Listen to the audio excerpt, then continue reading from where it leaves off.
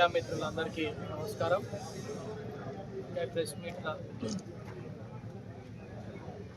ఈరోజు పాల్గొన్న చైర్మన్లు, వైస్ చైర్మన్లు, మార్కెట్ కమిటీ చైర్మన్లు, వైస్ చైర్మన్, డైరెక్టర్లు, కాంగ్రెస్ పార్టీ నాయకులు, మహిళా అధ్యక్షురాలు, మహిళా నాయకులు, యూత్ కాంగ్రెస్ అందరికీ వారికి స్వాగతం పలుకుతూ, వారం రోజుల క్రితం ఏదైతే హుజురాబాద్ మున్సిపల్ ఎన్నికలు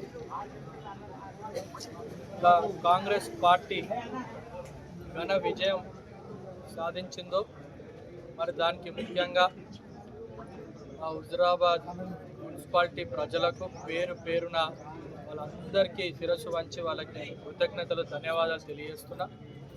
ఎందుకంటే ఏదైతే వాళ్ళు ఒక నమ్మకంతో కాంగ్రెస్ పార్టీ పైన ఒక అభిమానంతో రేవంత్ రెడ్డి గారు ఇంకా కాంగ్రెస్ ప్రభుత్వం అమల్లోకి తీసుకొస్తున్న సంక్షేమ పథకాలు కావచ్చు, అభివృద్ధి కార్యక్రమాలు కావచ్చు, అవన్నీ గమనించి మరి కాంగ్రెస్ పార్టీకి ఒక అవకాశం ఇద్దామని చెప్పి మరి ఇంత ఘన విజయాన్ని మాకు అందించినందుకు మరొకసారి వాళ్ళందరికీ, కాంగ్రెస్ పార్టీకి సహకరించిన, ఓటేసిన అందరికీ పేరు పేరున వాళ్ళకి నేను అభినందనలు, కృతజ్ఞతలు, ధన్యవాదాలు తెలియజేస్తూ, దాంతోపాటు ఈ విజయానికి సహకరించిన ప్రతి ఒక్క కాంగ్రెస్ పార్టీ సైనికులకి, కుటుంబ సభ్యులకి, అభిమానులకి, మా కార్యకర్తలకి, నాయకులకి అందరికీ మరి వారికి కూడా నేను కృతజ్ఞతలు తెలియజేస్తూ, మరి ఏదైతే మేము ఎలక్షన్లలో మాట ఇచ్చినాం, ఏదైతే ఎలక్షన్లలో ముందు మేము అమలు చేస్తామన్న ప్రతి ఒక్కటి రానున్న సంవత్సరాలలో అమలు చేసే బాధ్యత ఇక్కడ కాంగ్రెస్ పార్టీగా మేము, మా పాలక వర్గం ఖచ్చితంగా అమలు చేస్తారని చెప్పి తెలియజేస్తా. సంక్షేమ పథకాలు కావచ్చు, అభివృద్ధి కార్యక్రమాలు కావచ్చు, ఏదైతే 15 కోట్ల రూపాయలు ఆల్రెడీ శాంక్షన్ అయి ఉన్నాయి, వాటి పనుల విషయంలో కావచ్చు, మరిన్ని నిధులు, ఇంకా అభివృద్ధి కార్యక్రమాలు, డ్రైనేజ్ వ్యవస్థ, మంచినీటి వ్యవస్థ, ముఖ్యంగా హాస్పిటల్ సంబంధించిన డెవలప్మెంట్ పరంగా, స్కూల్స్ డెవలప్మెంట్ పరంగా ఇది ప్రధాన ఎజెండాగా మరి మన మున్సిపాలిటీ తీసుకొని ముందుకు పోతుందని చెప్పి నేను ఒకసారి తెలియజేస్తాను.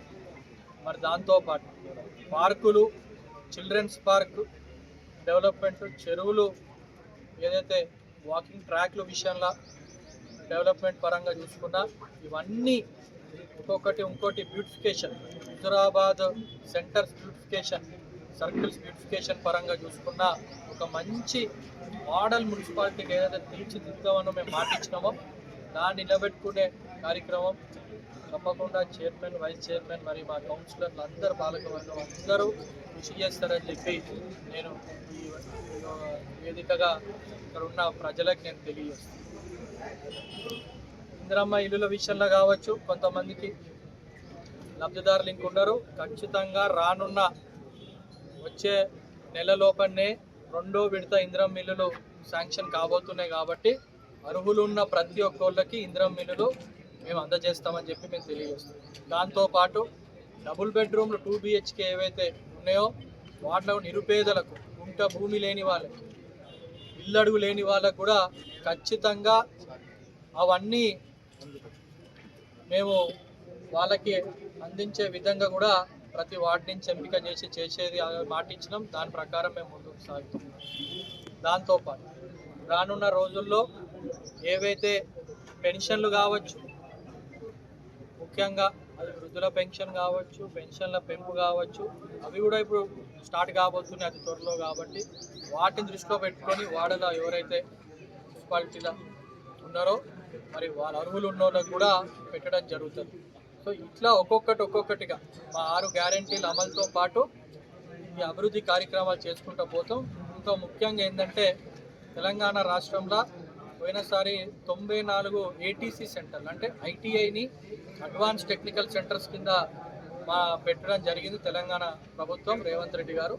మరి మన హుజురాబాద్కి ఆ రోజు మనం శాంక్షన్ చేయడం జరిగింది.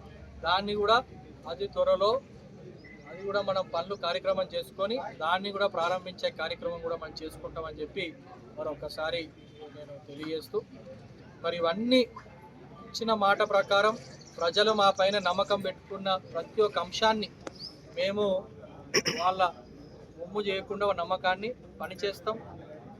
ఒక మంచి మోడల్ మున్సిపాలిటీగా తీర్చిదిద్దే కార్యక్రమంలో మరి పాలక వర్గం కానీ మేము కానీ ఇక్కడ ఉన్న జిల్లా మంత్రులు పొన్నం ప్రభాకర్ గారు కావచ్చు, శ్రీధర్ బాబు గారు కావచ్చు, ఇన్ఛార్జ్ మంత్రి తుమ్మల నాగేశ్వరరావు గారు కావచ్చు, ఇంకా ముఖ్యమంత్రి రేవంత్ రెడ్డి గారి సహకారంతో ఖచ్చితంగా ఇంకా కాంగ్రెస్ పార్టీ నాయకులు ఇక్కడ మా జిల్లా అధ్యక్షులు అందరి సహకారంతో సలహాలతోని మంచి అభివృద్ధి చేసే దిశగా మరి హుజరాబాద్ మున్సిపాలిటీ ముందుకు పోతుందని చెప్పి మరి నేను తెలియజేస్తున్నాను. మరి ఇవన్నీ మేము ఒక ప్రోగ్రెసివ్ డెవలప్మెంట్గా ముందుకు పోతుంటే ఇక్కడ ఒక ఎమ్మెల్యే గత కొన్ని రోజుల నుంచి మీరు చూడొచ్చు, ఈ గెలుపు ఏదైతే ఉందో అతను జీర్ణించుకోలేకపోతుంది, ఓటమిని అంగీకరించలేకపోతుంది. డైవర్షన్ కావాలి, ప్రజల్లోపల బీఆర్ఎస్ ఉనికిపోతుంది, పట్టించుకుంటలేరు. ముఖ్యంగా ఎమ్మెల్యే అంటే చీమ కంటే హీనంగా అయిపోయింది ఇక్కడ హుజరాబాద్లో ఎమ్మెల్యే అంటే అసలు ఎమ్మెల్యే ఉండడా, అసలు ఎమ్మెల్యే ఇట్లా కూడా ఉంటాడా, ఈ రకంగా వ్యవహరిస్తాడా అనేది గత వారం రోజులలో అతను ఏదైతే ఇంటర్వ్యూలు చేస్తున్నాడో, పాడ్కాస్ట్లని ఇంటర్వ్యూలు చేస్తుండో ఒక్కసారి అది చూస్తే అర్థమవుతుంది. మతి భ్రమించింది. నాకు తెలిసి కొంచెం అతని లేదు మెదడు అనేది మెల్లమెల్లగా కిందికి జారి మోకాళ్ళకు వస్తున్నట్టు నాకు అనిపిస్తుంది. ఆ మాటలు మాట్లాడే విధానం, అతను చెప్పే అంశాలు చూస్తుంటే నవ్వాలో ఏడవాలో ఒక ఎమ్మెల్యే స్థాయి నుండి ఈ రకంగా మాట్లాడతాడా అనేది మాకు అనిపిస్తుంది. ఏం మాట్లాడుతుండో, రిగ్గింగ్ అయిందని అంటాడు. మొన్న ఎలక్షన్లో హుజరాబాద్లో రిగ్గింగ్ అయింది అంటాడు. అసలు కొంచెం బుర్రుందా? మరి మీ నాయకులు ఏం చేస్తున్నారు? మరి రిగ్గింగ్ చేసేటప్పుడు నిద్రపోతుండ్రా? మాట్లాడే విధానం అట్టు ఉందా? మరి అంత రిగ్గింగ్ చేసావు మరి జమ్మికుంటాలని మరి నువ్వు రిగ్గింగ్ చేసినావు అలా? మరి మేము నీకు కూడా సీట్లు వచ్చినాయి కదా అక్కడ, మరి నువ్వు రిగ్గింగ్ చేసినావు. మరి నువ్వు గెలిచిన సీట్లకు అక్కడ హుజరాబాద్లో దాదాపు 17 సీట్లు మేము గెలిచినాం. ఇక్కడ చేయి గుర్తుతోని బీఫామ్ ఇచ్చిన అభ్యర్థి చైర్మన్గా వైస్ చైర్మన్గా ఎన్నుకోవడం జరిగింది. మరి మీ జమ్మికుంటాలా నువ్వు కారు గుర్తు మీ గుర్తుతో ఇచ్చిన వాళ్ళు చైర్మన్గా అయినరా? చెప్పు, సమాధానం చెప్పు. అదొక ఇండిపెండెంట్ అభ్యర్థి చైర్మన్ అయిండు. ముందు ప్రతిపాదించింది కాంగ్రెస్ పార్టీ. ఎందుకు ఫ్రస్ట్రేషన్ ఎందుకు అవుతున్నా కౌశిక్ రెడ్డి?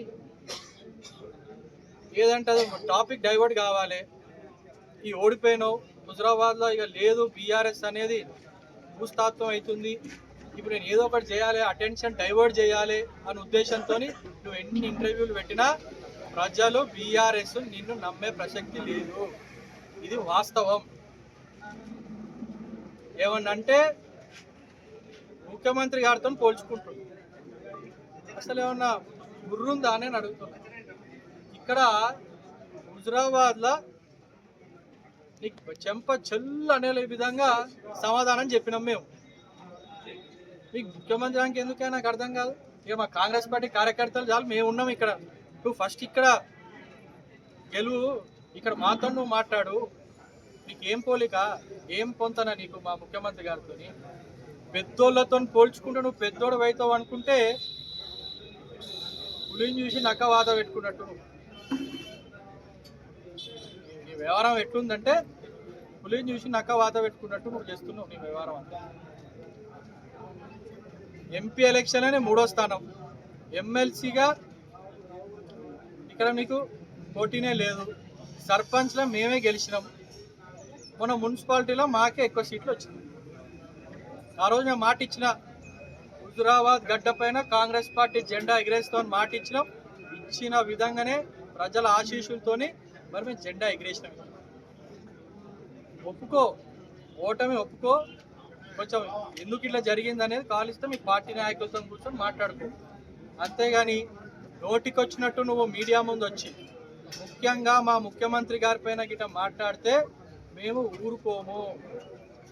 ఇన్ని రోజుల నుంచి అంటే సరే, గొడవలు ఎందుకు, వివాదాలు ఎందుకు, మేము అభివృద్ధి డెవలప్మెంట్ పోతాం. కానీ ఇట్లా నేను మా ముఖ్యమంత్రి కాబట్టి నోటికొచ్చినట్టు మాట్లాడితే ఊరుకునేది లేదు బిడ్డ, నేను హుజరాబాద్లో తిరగనియమని నేను చెప్తున్నాను. గుర్తుపెట్టుకో జాగ్రత్తగా. ఏమనంటే ముఖ్యమంత్రి గారు నేను ఒకటే స్కూలు అనేదో మాట్లాడుతున్నావు, పోలిక చేసుకుంటాను. బాబు నువ్వు ఆ ముఖ్యమంత్రి గారు మా రేవంత్ రెడ్డి గారు నువ్వేదో స్కూల్ మాట్లాడుతున్నావు, నువ్వు పిల్లగాడివి, అతని స్కూల్ ప్రిన్సిపల్ దాన్ని గుర్తుపెట్టుకో. నువ్వు పోల్చుకొని నువ్వు నీకు పెద్ద అనుకుంటే అది నీకు తగదు. ఇప్పటికే ఎమ్మెల్యే అంటే తల పట్టుకుంటారు హుజరాబాద్. ఇట్లా పిచ్చి పిచ్చి మాటలను ఇంకోసారి మాట్లాడితే నీకు మా కాంగ్రెస్ పార్టీ కార్యకర్తలే బుద్ధి చెప్తారు, ప్రజలే బుద్ధి చెప్తారు రానున్న రోజుల్లో. ఓటమిని అంగీకరించు, నీ అహంకారిక మాటలు తగ్గించుకో, మంచిగా మాట్లాడితే నీకు గౌరవం ఇస్తారు. ఇంకోటి, గత ఆ వీడియోలలో చూసుకుంటే అక్రమంగా కేసులు పెట్టిండ్రు, పోలీసు వాళ్ళపైన ఇష్టమైనట్టు మాట్లాడుకుంటా నువ్వు ఏదైతే మాట్లాడుతున్నావో దాన్ని మేము ఖండిస్తున్నాం. ఎందుకంటే దేనిపైన కేసులు పెట్టిండ్రు ఒకసారి ప్రజలు కూడా గమనిస్తున్నారు, ఆలోచించాలి. నువ్వేమైనా ప్రజా ఉద్యమాలు చేస్తే కేసులు పెట్టిందా? సంక్షేమం గురించి నువ్వు ఏమన్నా పోరాటాలు చేస్తే నీకు కేసులు పెడుతుందా? ఎవరిపైన నీకు నువ్వు ఏమన్నా ప్రజలకు మంచి చేద్దామని చేస్తే నీపైన కేసులు పెడుతుందా? నువ్వు ఏం మాట్లాడినావు? నువ్వు అదొక పర్సనల్ టెంపుల్ ఇష్యూ పైన, అది మీ కుటుంబ ఇష్యూ, దానికి కోర్టు ఆర్డర్, పోలీసు వాళ్ళు కోర్టు ఆర్డర్ని ఫాలో అయినరు.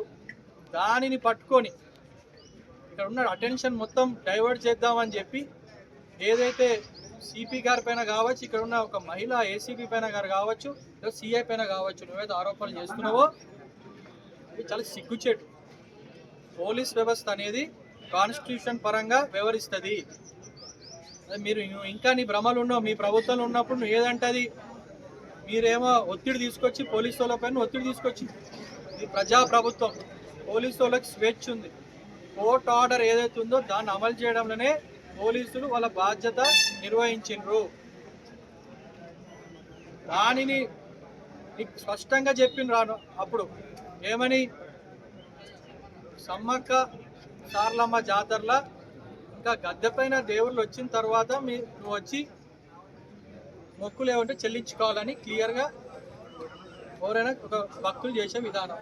కానీ కావాలని అక్కడ ఒక అటెన్షన్ నీకు రావాలి అని చెప్పి నువ్వు అక్కడ ముందే వచ్చి నువ్వు nuisance law and order issue చేస్తే కోర్టు ఆర్డర్ ప్రకారం పోలీసులు వివరించారు.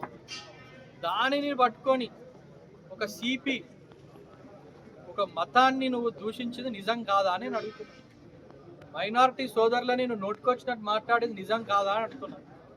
ఇప్పటికీ నువ్వు బహిరంగంగా క్షమాపణ చెప్పినావు హుజరాబాద్ గడ్డ పైన అని నేను అడుగుతున్నాను.